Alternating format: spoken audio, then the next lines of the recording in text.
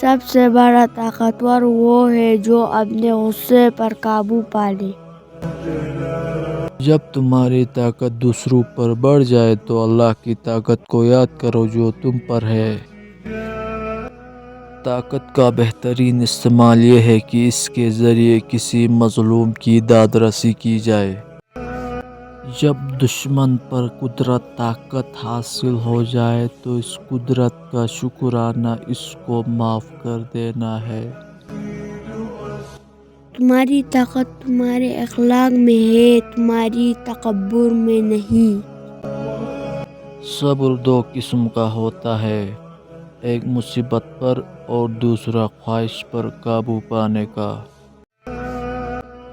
خاموشی بہترین جواب ہے اس شخص کے لیے جو تمہیں سمجھنے کی صلاحیت نہ رکھتا ہو۔